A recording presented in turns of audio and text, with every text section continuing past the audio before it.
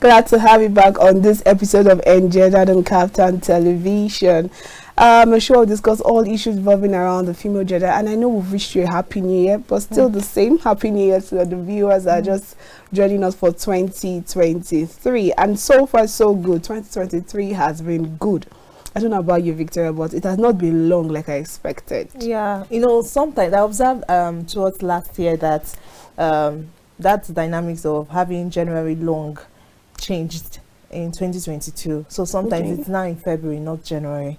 Oh, really? Yes. So the fact you're enjoying the fact that January is short, maybe we should be expecting February to be longer. No, I'm not going to expect, because you know why I'm not accepting that. Because why people say that it's long is because of finances. Yes. They always complain about the body, but no. I don't think it's going to be longer. And I also think it's a thing of the mind. Well, because as that there was a time during the week I was telling someone that we're in Wednesday. She was like, I thought we're already in Thursday. Oh. I'm like, where are you flying to? What I actually noticed is January, or the month, is really long when you're not busy, when you're idle, when you don't have anything doing. Yes, so that's when it's long. But when you are busy, before you know, you have a lot of things, targets to meet up and stuff. Yes. You will need more days to achieve them. I think that's my situation right now. So for me, I'm happy. I'm going into an adult. Okay, on today's episode of Engendered, we don't have one topic like Victoria rightly said. We have about 3 topics.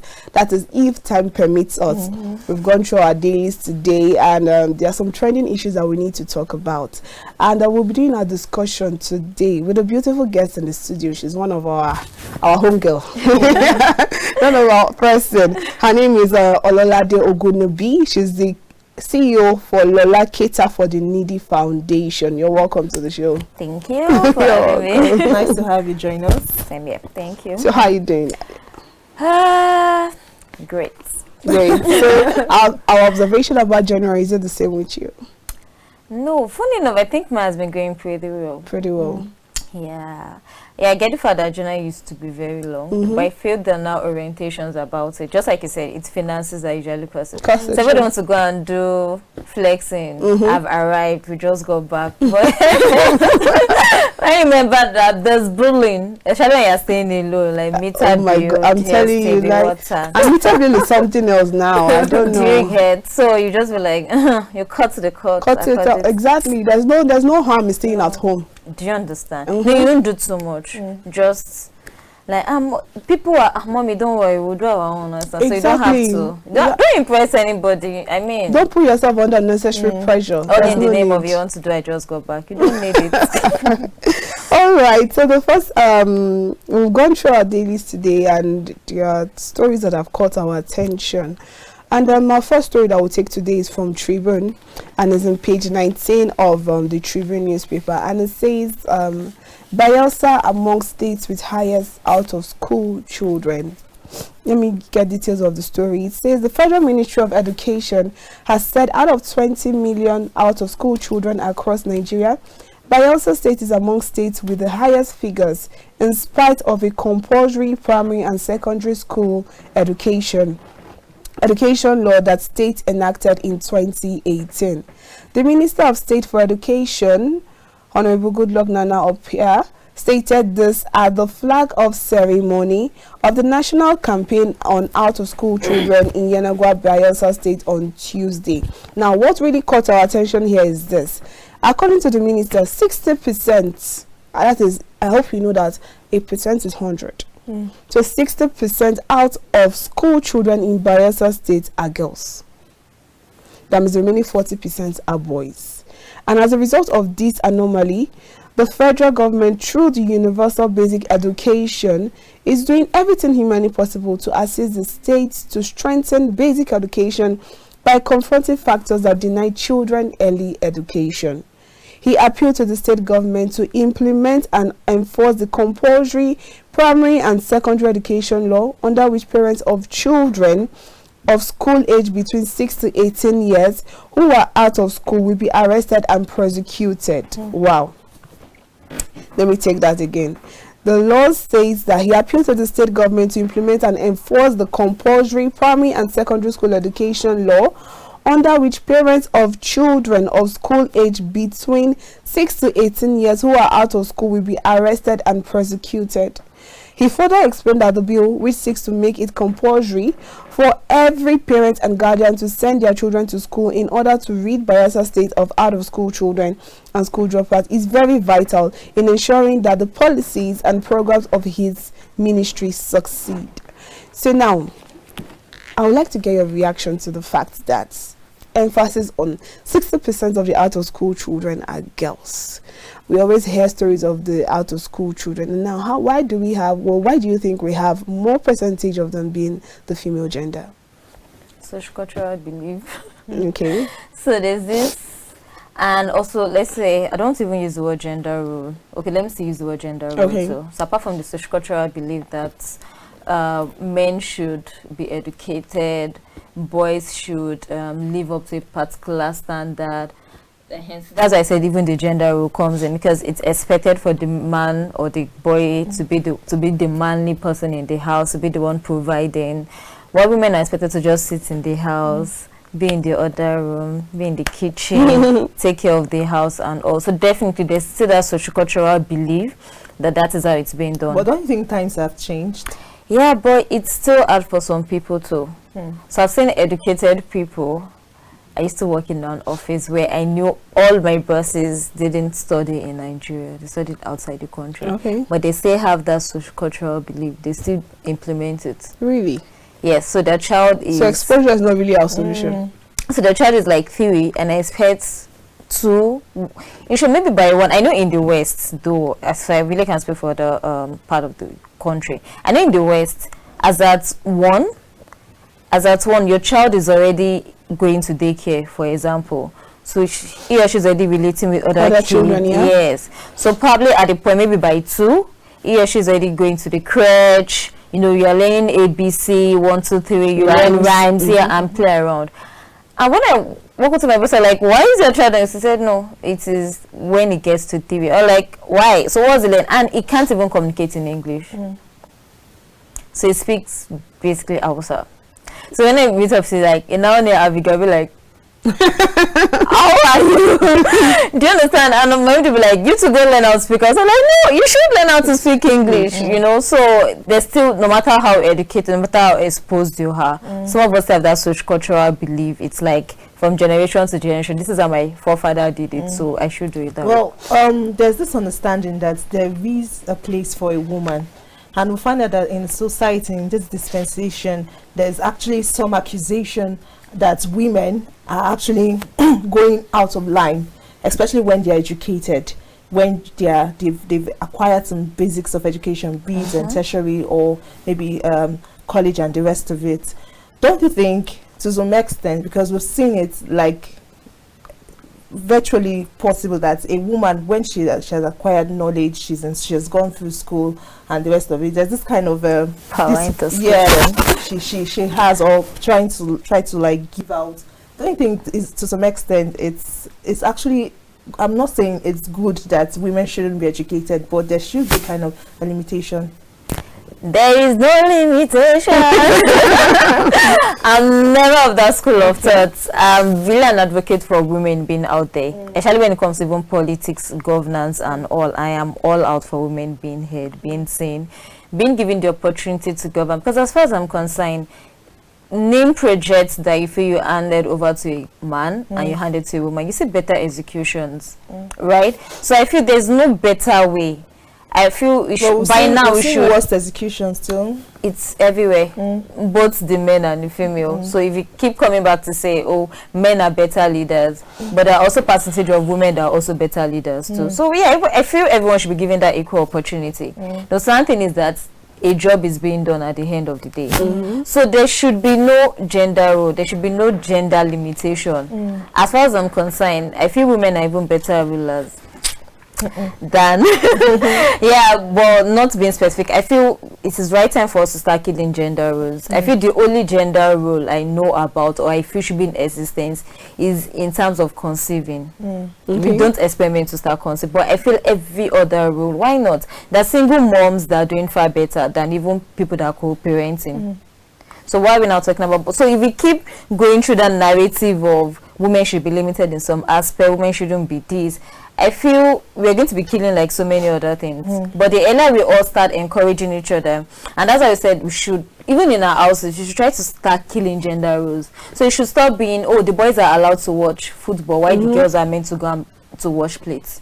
Or the boys can come back from school, take off their shirts, throw it around, expecting the junior sister or other sister to pick it up for the boy and go do the laundry. No, we should start killing that in the house now. You should be responsible for yourself. If you finished eating, it is your duty that you're a boy or a girl. Take it to the kitchen and wash. If you are back from school, it is your duty to take off your school uniform. Do the laundry.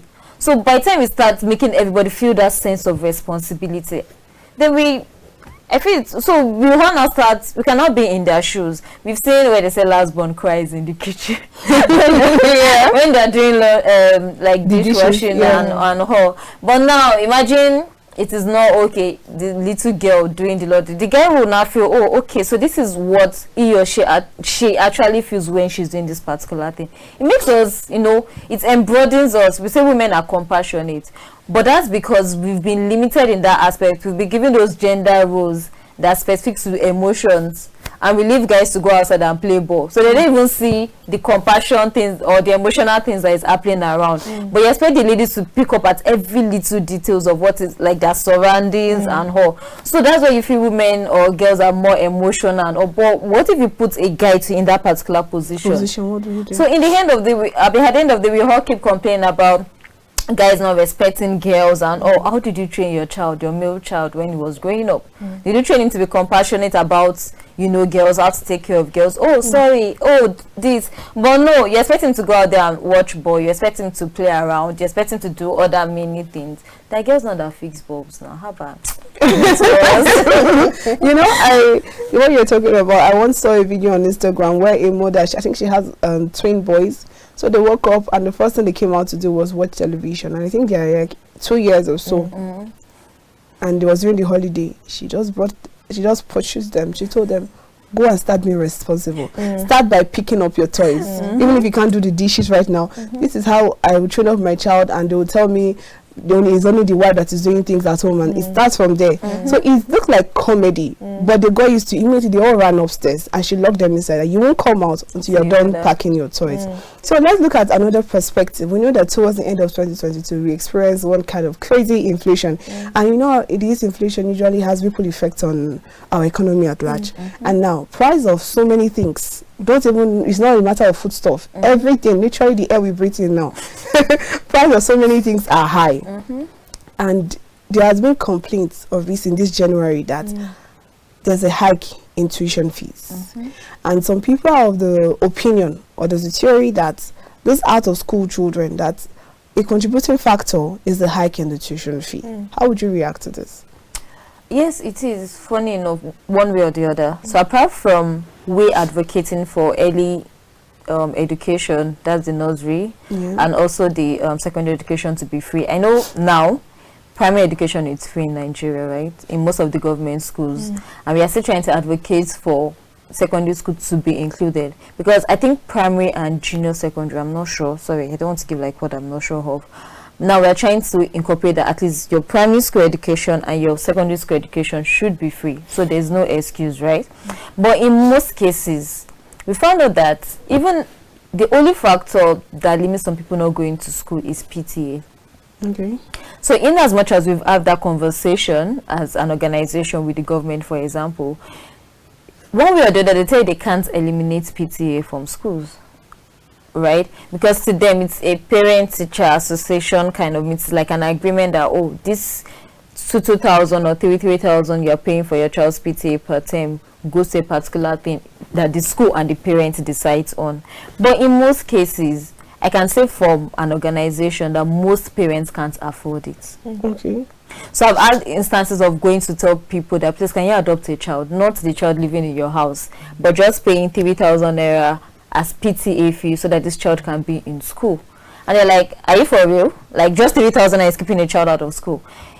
And I keep telling people, you don't have to wait till somebody comes to meet you. There's a child down the street that you see every day at school that is not going to school. And you'll be surprised that just 1.5 that is not making the child be in school. So most cases, not like the parents don't want their children to be in school, or they don't know that the free education thingy is there, but it's just the few. So if the parent is not working, for example, probably due to one or two things, okay, I want to pick some for probably parents with disabilities, for example, that they can't go out there to probably work. How would they send a child to school? Where is the source of income coming from? So they've not been able to solve the fact that they're going to feed themselves, feed the kids. There are other basic amenities that need. So you're not telling me from the little we have, squeeze out 3K for like 5 children. That's like how much? 15K. Where is that coming from? So that's why I keep encouraging people that it's, you might just be surprised, it's just 1.5 that is keeping a child out of school. So yeah, definitely. That's okay, contributes. Now let me ask you this question. For now, I've seen like Bayelsa State Governor, he said he has made education to some extent free, and I understand also for Kaduna State that education is basically compulsory. Free, yes, because there is even like provisions of food, feeding and the rest of it. But then you still find children not going to school. Okay, maybe because like you said, I don't really know, maybe cultural or the rest. Both, even the boys and girls, not like there's this discrepancy or disparity that oh, it's actually a girl child, not a boy child. But you still see children not going to school. What could be this reason? This Bayelsa one, I'm still going to go and do more research. But I know that when we research about why some particular sets of groups are not in school, we know for the northern, for example, it's the socio-cultural beliefs, the beliefs of early child marriage, of taking more of Islamic studies than, you know, Western education, which I've had to like sit down with people and they've made me see reason why Islamic studies is also important. Because if you don't use it in Nigeria, you can use it in other Arabic countries. So it is not a total write-off, right? Islamic studies is also not a total write-off. You know, but for the West and the East, it's been said mostly because of lack of economic benefit, lack of, you know, there's not a major source of income coming in. That parents, so I grew up in the West, so I know that parents that give this nonchalant attitude towards my child, like let her go to school or he go to school, and that parent that will do things for their selfish interests, more like, okay, you finish your primary school, what else? Go and be a house girl in Lagos. Go to Port Harcourt and be somebody's, for the boys, for example. Go and learn mechanic at Agbi. You go to the apprenticeship system. Yeah, so that at least you can use it to bring in money. At least we've trained you to primary school, you finish. Let us train the younger ones coming up. So in most cases, that's why I was really particular about that. So it's not just arresting them. You arrest plenty people, tire. But have you found that, like, why are they not in school? Because I read through the article, there was nowhere that said this is the reason why. So if you come back and say, I've seen instances where we're going to pay someone's like a child's school, and the mother was like, it is that time, that is like the peak time for the child to sell. I don't know if you get the point. It is that money that people will buy the goods the child is going to sell. So if you're saying that I should use that time for my child to be in school, where's the money coming in from? So you have to see reason why this child are not in school. And we've seen instances whereby you pay a child school fees and maybe the child stopped coming to school and you ask, you said, auntie, you send me to go to school, fine, I appreciate though, but feeding, I go chop now. There's no food to eat at home. So I rather be in the house drinking water, since mommy and daddy are drinking water and everybody's drinking water and be fine, than my friend going for lunch, bringing out lunch boxes and, you know, maybe biscuit and snacks, and I don't have anything to bring. So there are other contributing factors. I think it's not just money. Feeding might be a factor. It might just be school materials, like school uniform.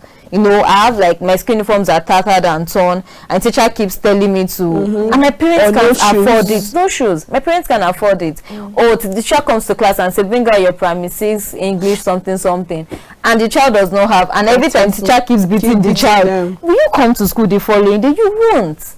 Other factors could be pads for girls. I rather skip school this period of my messes because I can't afford sanitary pads, or my parents can't afford it. And if I use foam, I went to IDP camp one time, the guy said they use nylon or like leather. I said, you come and tell me how you do it. But that's the reality of things, right? So the child would rather be at home for 1 week in a month and go to school and get stained and be laughed at. So when we do, in my organization, when we do menstrual hygiene advocacy, we make sure boys are in the class. we've had to fight that over and over with school management. They say, boys does not need to. And I say, hey, boys need to know so much about menstruation. Because if I come to class as a girl and I'm stained, and you laugh at me, for example, because you don't know what I'm going through and you don't know why there's a possible stain, I can go home and be traumatized. I can go home and start having, thinking otherwise. We've had or read stories about a girl in South Africa that committed suicide, all in the name of she was period shamed in school by boys. So if we keep, hiding some things from boys, all in the name of boys shouldn't hear about it, we might get to that stage where girls also start committing suicide because a boy period shamed her in class. This thing I shared, I think on one of the episodes of Engendered, there was a particular school, a secondary school, so I think they were allowed to bring phones or something in the school, and a girl got stained. The first reaction of the guy behind her was to take a picture and posted it on their group chats. So this is not something that they're going to forget anytime soon. Everybody kept talking about it, and the girl she didn't want to go back to the school again. I don't know how her parents were able to get her back. And you mentioned something about where some people they'll prefer using their money to feed than send their children to school.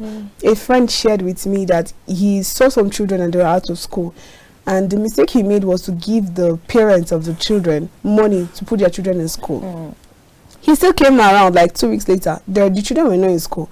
What happened? He said, we've not eaten. How will I go and pay for school fees with that kind of money in my hand? So they feel like, so he now took it upon himself to be paying the school fees to the school.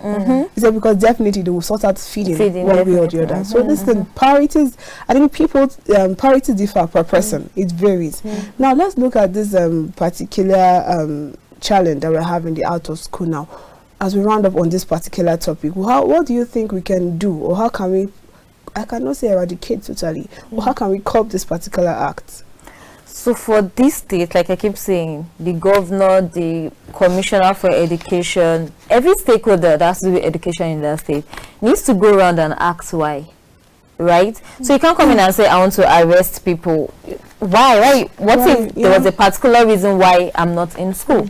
So if that root cause is not solved, then trust me, they'll keep having a whole number of out of school children with no solutions. Well, don't you think, before we actually round up, don't you think the schools play a contributing factor? Because sometimes maybe a government, a private person can actually give full scholarship or maybe half scholarship, and then you find out that even the school, aside from the school fees, maybe the scholarship would cover just the cost of the school fee, and you find out that the child would have to maybe buy textbooks and the rest of it, which the scholarship does not cover. And there is hike in textbook. This when you're paying you are paying much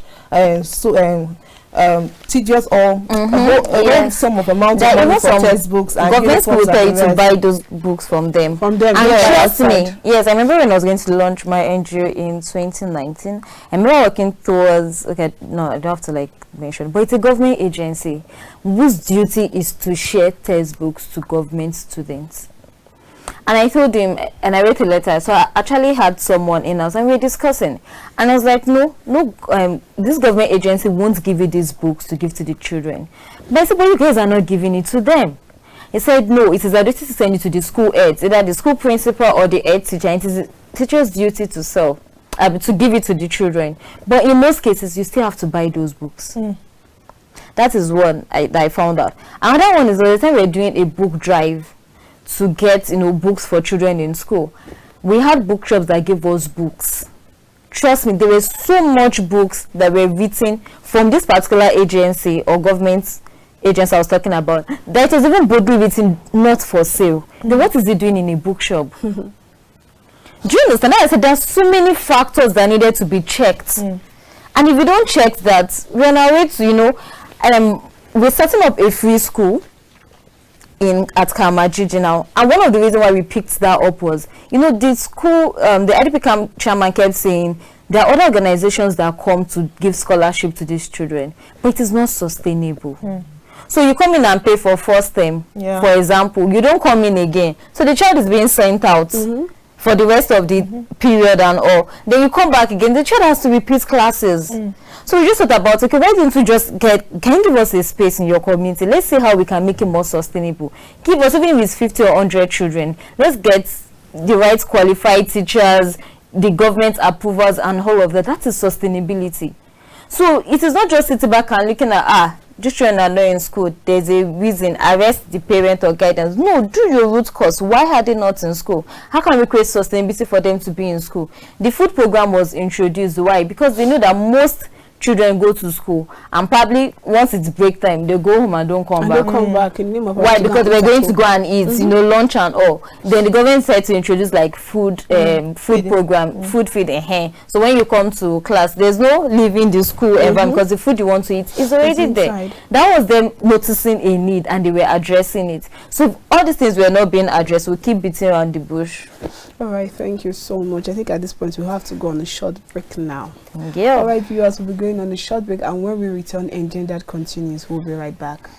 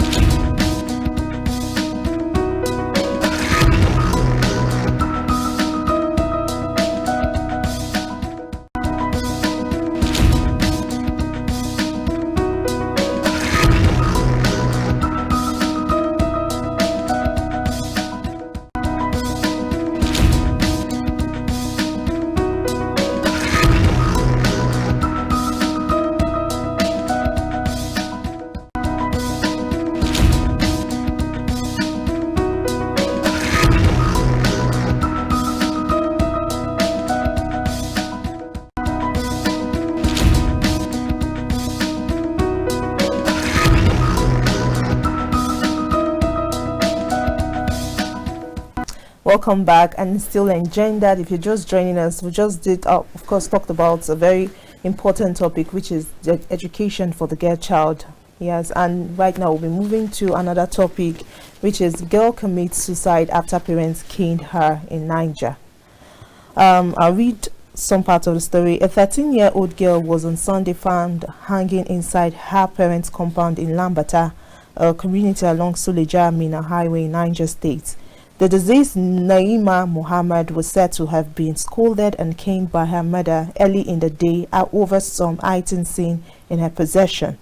A family source who spoke with City and Crime said the girl told her mother that she bought the item with 1,000 naira given to her by one of her uncles, which later turned out to be untrue. He said her mother was the first person to find her hanging inside a room on the night of the incident when she was looking for her. The matter was said to have been reported at the police divisional station in the area. It was gathered that she was buried the following morning. The Niger State Police Public Relations Officer Wasiu Abiodun confirmed the incident when contacted. He said on January 8, 2023, at about 20:30 hours, a young lady of about 12 years named Nahimat Mohid of Lambata in Gurara local government was found to have committed suicide by hanging herself with a rope in the toilet due to the minor misunderstanding between her and her parents. Well, this is the story of a girl, of course, that was caned by her mother, and then she went out to hang herself. Where do we start from? What's your reaction? Okay, so I know there's a part of the story that said she felt she wasn't loved. Like she kept threatening her parents. You guys don't love me, I'll kill my... Like she threatened she was going to kill herself, and which she finally did. I'm sure the parent never took the threat serious. They would have probably been on the lookout for her. And that is the thing. It still goes back to when we say we as Africans don't really work on our mental health or mental issues. Now, our parents leave things for levity. I feel parenting has gone past. In short, in this modern age and time, I don't think parents... I'm not saying like the... Okay, we could do like a mix of the two. You know the one that actually works for you, right? And the one that you know you have to adopt, because children are growing faster. They pick up things from the net before they could even think twice. They've done it. Yes. So they don't know like the repercussion of what... That's why you see kids, when they ask you questions, they keep asking, why?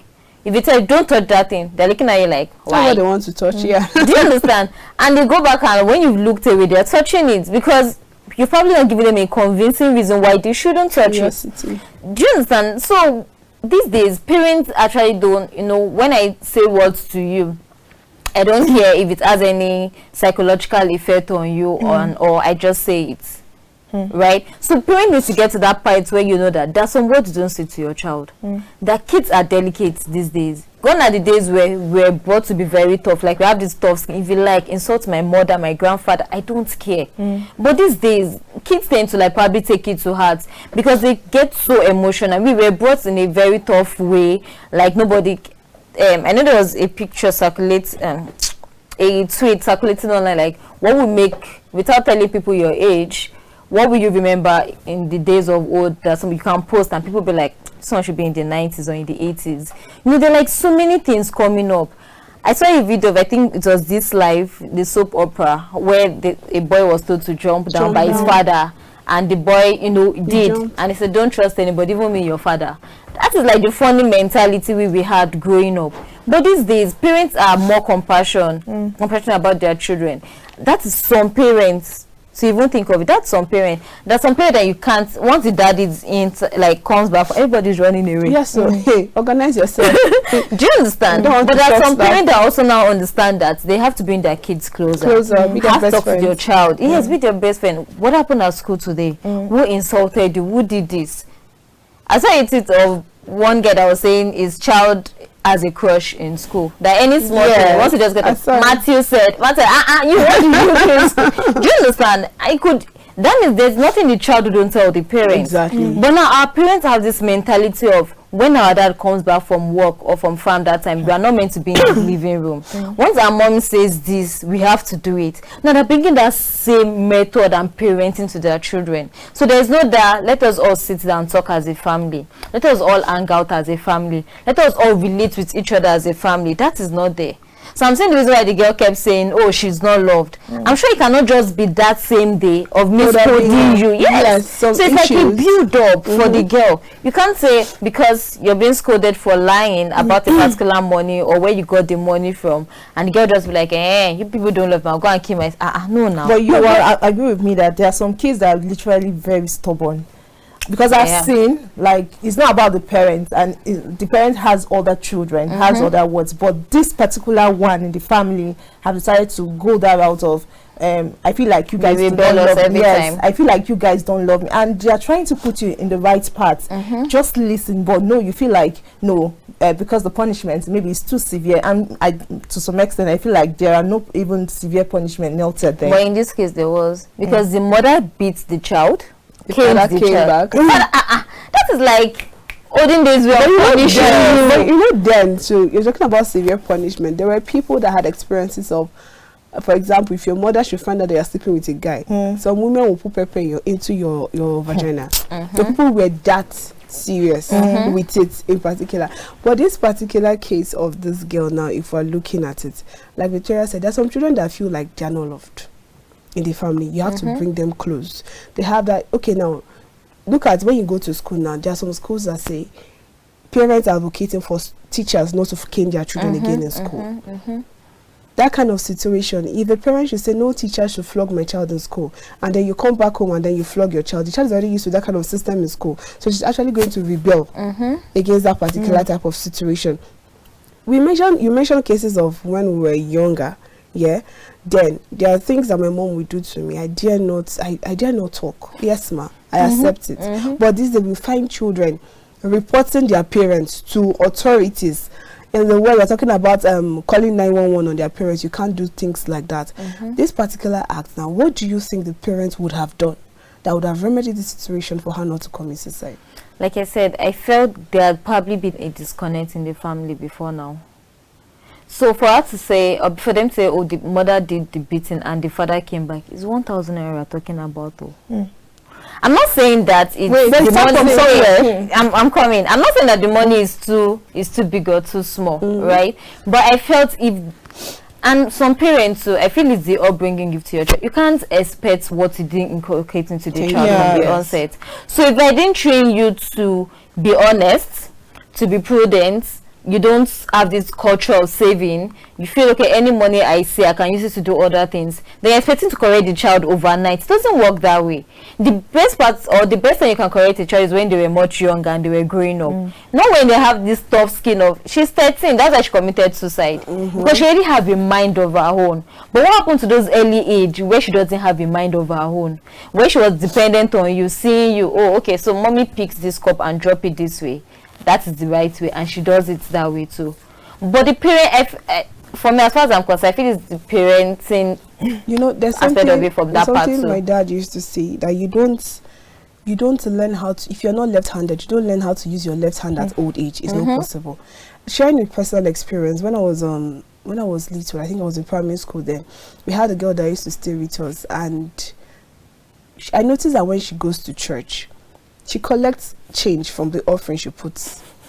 So you get, and she collects change and she comes back, and I asked, like, and my mom did not used to give us money. She will give you food, give you capsule, biscuit, whatever, but you see that cash, you don't handle it. And I felt bad because during break time, everybody's running out. I didn't understand that they were even pampering me then. I was like, everybody's going out, it's going to buy stuff, line up, donuts, and so why don't I have money?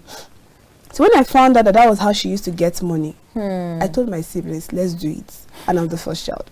So I told them, and we did it. And it's as bad as then. I was, as a little child, I was working in children's department. I think I was an usher then, so I can't remember. So out of, I think my daddy gave us 100 naira then, or my mom gave us 100 naira. We put 5 naira only and collected change and came back. Then when we came back, to show you we didn't need it, I did not even remember. We went on break, we bought donuts, put it in our school bag, and I left it from Monday to Friday. On Saturday, mommy said, bring your school bag, I want to wash it. And when I brought it out, innocently, I did not know, I just gave her. She saw donuts. Who gave you these donuts? I did not know how to lie. And I told her the truth immediately. And immediately I told her the truth. She like, you know, African parents, their reaction, you're stealing from God. How dare you? You want to bring a curse upon yourself? And my dad was the first and last time my daddy ever flogged me in my life. But that never made me say, I want to leave. Or because I know we used to threaten our parents, and I want to leave, I will leave you, I will pack out, or I want to commit suicide. Because right from when I was little, they've always, even before I could do it, I had to hide to do that particular type of thing. Now, won't you say now the problem is from our generation?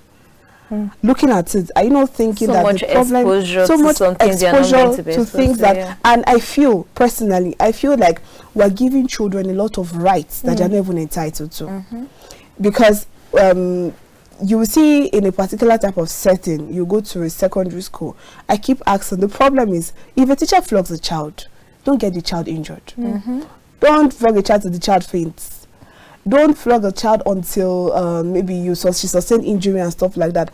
But you spread the rod, you spoil the child. That is always our mentality. Now, I want to ask you this question now. You, bringing your children in this particular generation, would you use this particular method, or you will use the ones your parents used to bring you up?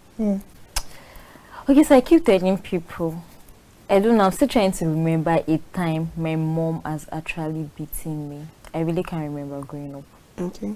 I really can't remember. In the market. She gave me in the market. I really can't remember. In fact, I think she will even tell you ahead, if you don't want me to slap you, if you don't want me to. That trend called, but that does not, yeah, but that does not even mean she ever raised at hand, and that does not mean my siblings were wayward. That does not mean when she tells us not to do something, we will do it. That does not mean we're even able to disrespect her.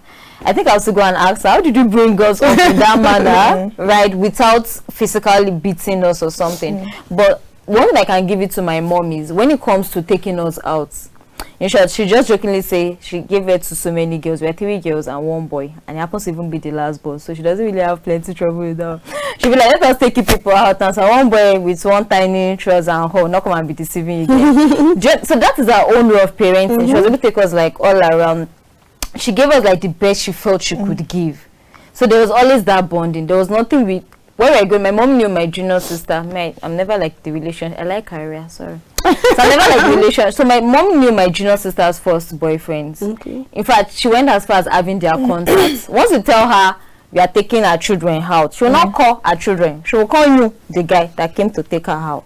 Do you understand? That is a relationship parents will have. Like, So for me, I feel I would still want to adopt that with my children because my mom already had that, you know. Well, there are people actually who mix the two together. When you see a child who is stubborn in a way, you adopt the best way you think, or a best approach, and you see the child that is soft. Do that for every child. And I don't think parents would really, as in there's any parent that would want to just adopt the strict method of maybe hitting, snacking the child at all times. Looking at your point rather, and that, I feel that was where this girl got it wrong too.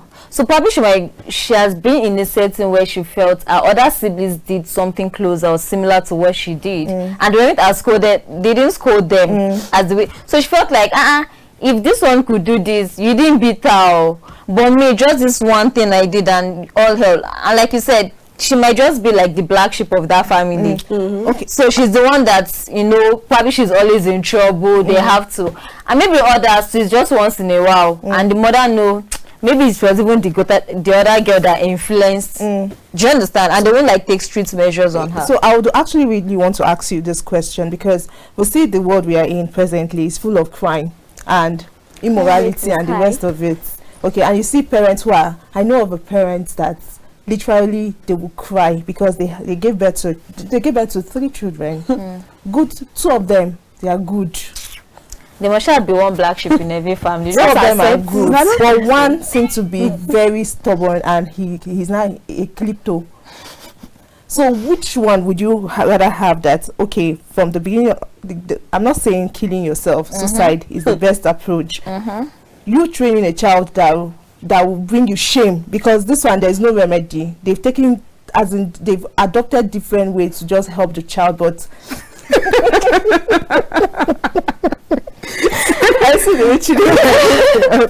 so they've adopted different approach to help the child, and you see the mother every day crying. Because the pain she's going through, to the extent he steals her own things. Okay, there's nothing he does not. I mean, he's you're reminding me of one of those account for movies. They happen. Okay, yeah, you know.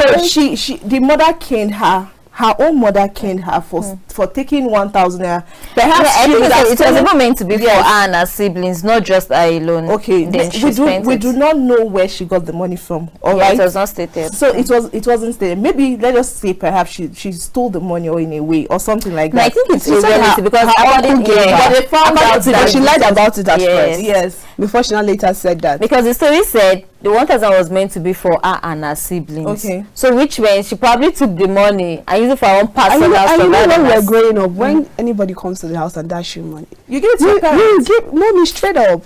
Like I was asking my mom recently, I'm like, mommy, all the money you took from me. Yes. You get. So maybe at that point, and if you don't give it to your mom, I remember my mom used to tell me things like, if someone dashes money and I don't give it to her, she will be looking at me. Maybe the next day she would then say, Chidinma, where is that money? And I'm like, I kept it in my bag. Then I've been looking at you. You're looking like you're becoming too money conscious. Mom, just take the money and give it to her. So that's my question. Which one would you rather have? A child that will give you problem at the end of the day, that you kill yourself, your own self as a mother, or the child that will kill yourself? It's your cross. You don't have any. But still, right? Yeah. Because things are happening. Because I look at children. I had to ask my mom one day. It's not like my sister. My sisters are rebellious, but one is giving us one is giving us problem. I'm like, how did you raise us, myself and my brother, differently, and then this one that way? You know, I once told my mom that better don't kill yourself because of this one. You have 3 others. Because, like I said, there must just be that one person. And funny enough, that one person, maybe, it's different. Some parents have grace. Yeah. Maybe they've been doing the prayer promise. I start praying for my future children, so God knows. Do you understand? You know, at a particular point, I had to tell my mom that, see, you give birth to 4, right? So if one is giving you headache, you have 3 others. So don't kill yourself because of one. Think of the other 3. And funny enough, everything that was making us feel bad or sad, funny enough, I don't say it's a testimony. We got the good news yesterday. And there was something I just took back. I said, this particular prayer point has been my everyday prayer point for the past 3-4 years. And God just answered it yesterday. So there are times, I don't say like prayer works, of course, religiously. But it's so sad where you have a child where you felt at a particular age, you don't need to start scolding the child for a particular thing. Because I said by the exposure, by age and all. There's some things I don't even need to tell you. You should do. You know, because of that, we have to be like, oh, maybe because she's in this particular setting. Okay, let's move her out. And I know, okay, so for us, the problem was the fact that my son went to school at a very early age. In fact, all of us did. Funny enough, I think I was in school as early as 17, but she got in at 16. And people were saying that my parents shouldn't have allowed her to go to that particular school because it's a culty school, people easily get influenced and all. And funny enough, she got influenced and all. So we kept, you know, finding ways around, you know, bringing her back and all. But like I said, everything we were all praying and hoping for finally happened. Now she's now graduating to go for youth service and all of that. But imagine if what's it called, everybody kept doing that is a bit. I know there was a part where we had to do, see, you cannot kill us, just go. Do you understand? But at the same time, but like I said, I was in my closet crying and praying to God every day to make a change. Like, God, can't you just say what we were seeing?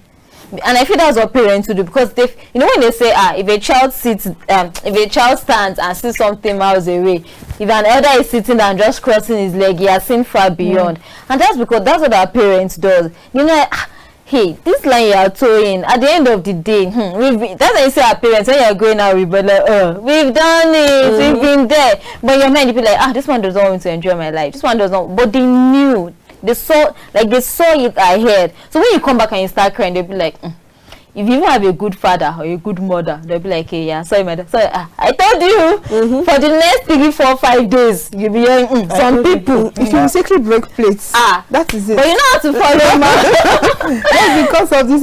But you know, another thing now is that, because I think I read an article, and some people say that African parents are not creative enough in parenting. Because, for example, there are cases of you know, like, how will I explain it now? For example, if we're all from the same mother, we cannot all behave alike. Everybody, like my family, my sister is like, she's a snob. Nobody is a snob in that family. She just, by default, she's just a snob. My mom can be talking to her, and if she doesn't want to do it, she won't answer you. And she will tell you her own justification. I don't want to be rude to you, so I don't say anything. That's what she says. So mom is like, how did I bring Chidinma up this way? Like I can work morning to night doing house chores. My sister, when she wants to do it at her own pace. So different people. So mom used to end up telling her things like, I think you end up marrying Buhari. Your husband was a rich man. But those are characters or attributes that you can actually just easily cope, not the one that will lead you to killing yourself. No. Those are the things that build up. Because sometimes if you're not careful, these are the little things that start forming from them, from the children like that. But knowing that I am that way, my sister is that way, my brother is this way. Parents, don't you think parents are burdened with the responsibility of finding out each child the parenting style that should fit or should suit each child? I like there are some children that you will scold in public. Some you don't scold them in public. They feel very embarrassed by it. There's some people that even if you scold them, they can even laugh over it. But like me, when I was this, if you shout at me, I would just start crying. That's the way I am. So don't you think African parents sometimes, because yes, I am for God. Prayer solves everything. There's nothing prayer does not solve. But there's some things that wisdom that God has given you would solve. But they will end up taking everything to church and say it's a spiritual problem. That's why I said I like that creativity part. I think one thing that my mom had to do too was look out for people that easily influenced my sister, like in the positive way. So she knew, oh, okay, this uncle of ours rather, whenever he's around or he calls or this. So mom so just be like, how far have you spoken to? So when everybody goes, I'm like, how far your school now? Do you understand? Without this thing, so directly or indirectly, you could feel the shame, like, okay, I'm meant to have been done with this and I'm still here. So she had to like start using people around her, like, since you don't want to hear me again, no. And that's where the creativity part comes in. You have to start looking for other ways and strategies. If I've done it this particular way and it is not working, what other strategies can I use? And if I worked, my mom was the fact that she actually had to start aligning, like setting her up directly or indirectly with people she knows that once they tell you stuff, you listen. Just like when we say our parents, then if maybe our mom offends our dad, they report it to their parents or to the pastor in church because they know that you will listen to those ones. So there's got to a point where my sister doesn't listen to both my mom and my dad. In short, there was time she even told them she's an adult, like she has a life, she can. And everybody kept saying, hey, we need this part you are throwing. They hate their help. Do you understand? But she was rebellious. So like, hey, she's over the age of when one could tell her to do this, to do this. I packed up and she told her she was not going to school again. Come and sit crying in the father, Lord, this is, do you understand? But now she's a graduate. Like when she shared the news yesterday, if I was to roll on the floor, I could, because this was what we're trying to tell you not to. You'd have been done like since, right? But like I said, what she did was, apart from even we going to our school, meeting with the dean, if possible, meet with the VC, because we know she will listen to those people. But most parents want to, like, every family that will say, let us keep it in the house. Yes, in the house. It should not go to out. avoid shame and stuff like that. And before you know it, has that ever solved the problem? But when you don't start, there are some measures that you have to just, like, be out of your way. Well, I don't before it kills the mother or the child now going to die. Well, I don't think any parents would actually see the child doing something and going in a promiscuous way and not look for how to go about it. Although they wouldn't want to make it open because no one wants to be publicly disgraced. My mom used to tell me something, sorry to cut you. Then if I do something, you know, parents, the only time my daddy ever spoke to me about relationship, he just called me and sat me down. He said, Chidinma, if you ever disgrace me, and the disgrace was what? Pregnancy. I would disown you. Yes. And that was what he said, and he moved on. Yes. Mom will tell you things like, if you ever, if you start living a wayward lifestyle, I will call all your aunties and uncles for you. I don't keep secret. She'll tell you, I cannot keep secret. I will not shut up. I will not cover your cousins, your auntie, your aunt. I'm like, I've heard you, ma. Like, it's okay. So some parents can go that far. Yeah. Because mom and her own is like, my justification is that on judgment, God will know I tried my best. And my hands are clean. Yes, that's the point I was trying to raise. Parents, like, literally would want to go all the extra miles just to ensure that you are fine. So I want us to talk to children out there. It should not look like it's just the parents that are having the fault or creativity problem or whatever. When a child says, even right from the young, small, tell you that I do not want to do this, then okay, you will now start looking for sweet talks and just to, like, not everybody will understand you that way. So you as a child, you should now understand that, and this person is not giving me that, it's not the way I want it, but that doesn't mean I shouldn't really understand and also cooperate. So maybe we should begin to use the word at a very early age. Even if they use the word as a child, not every child has understanding. Yeah, well, even as adults, because you are not talking to me in a tone. Okay, I'm telling you to do this for me, and then because I'm not using the tone that your mother taught you or would use for you, then you will not do it. Those are the things we are having presently in this dispensation, and I think children or but you know we can't take that out because people are raised in different backgrounds. That's what I was going to say too. Parents should stop limiting their children. One thing I learned one thing my mom did when we were growing up is she was able to enroll us in different schools, like different extracurriculum activities, so not just your school. My first vocational training, I was the least in the class, so I was like the baby of the class. My computer class too, after secondary school, it was a computer institution, I was like the youngest in the class. So that gives you that some of the things they jokingly gist about then, I still have them in my head to today. But most parents I've seen parents that is only in church at the school that you know that the children mingle. So where do they get that from? But when you tend to like cover your child, she doesn't go out there. So that part of she relating with other people, knowing what tone to use to talk to me or how I should relate with other person's child doesn't come in. So you tend to be rebellious because this is how it is. And that's for children. For you, once they are used to one particular lifestyle and how things are being done, if you're trying to introduce a new thing to them, it cannot work because they felt like this is the way it should be. And that thing I remember while growing up too, from your story. Hey Jesus, this what's it called? Neighbors. You know, we're here now growing up, your neighbors are like your extra parents. Yes. So I had like people that would just come back and be like, your children, they were boys that entered the house. And boys don't used to pass our gates. Sure, we used to entertain them outside. Let us do the gist outside. Because of them, So we don't like, you know, bring in people to the house. And we all know once it's 4 p.m. everybody's in the house. Because you know that anything from 4 is like official closing time for of course our parents then. So we know anything from 4 we all go in, and these people come in and tell our parents, your children brought men into the house, they were doing this. And sure, somebody even said I went to swim. Today I didn't even still know how to swim. So how they saw me at a swimming pool with another man, with a boy, I don't know. But you know, one thing I found out that I'm not using this to like mock them. Most of their female children have kids out of wedlock. So I grew up and I thought about it like it's like you're, you know, watching over other people's children and neglecting yours. Exactly. But it helped shape you and mold you, though. One way or the other, right? Some people had to suffer for it.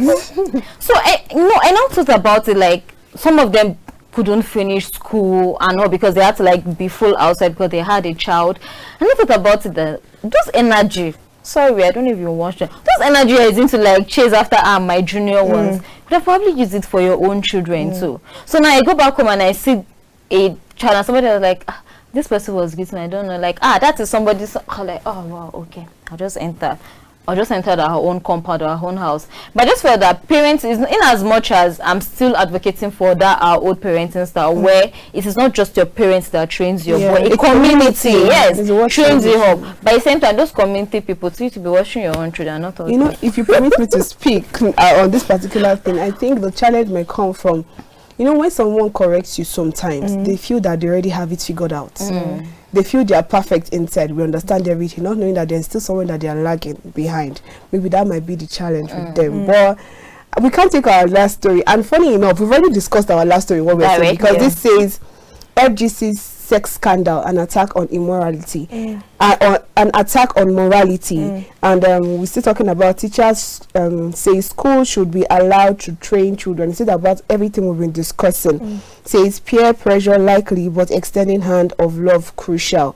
So this the story is just about students that jumped the fence and left the school, and they were caught and they went to lodge in a hotel with some guys and stuff like that. It still boils down to everything we've been discussing. Parenting.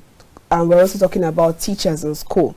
Teachers also serve as parents in school. If you don't have the passion, don't teach. If you don't have passion, don't. If you don't have compassion or love for children, if you don't want to see them grow, don't take it as a source of living. You understand? If you don't have passion, don't teach. And we've said a lot on today's program, like literally I can't even start recapping everything we'll be saying. But right now I think the technical team, they're calling on us to round up. And I think that's all we can take on today's episode of Engendered on KAFTAN TV. Do also join us next time for an interesting episode. I remain Chidinma Ufomadu. Well, I have to say this, that no parent who bears a child will want that child dead, except that person is witchcraft and won't get. So, well, that's the end we can take, or that's what we can take on today's episode of Engendered. Thanks for watching. I am Victoria Agbi. Bye. See ya. See ya, done. Thank you so much. Thank you too.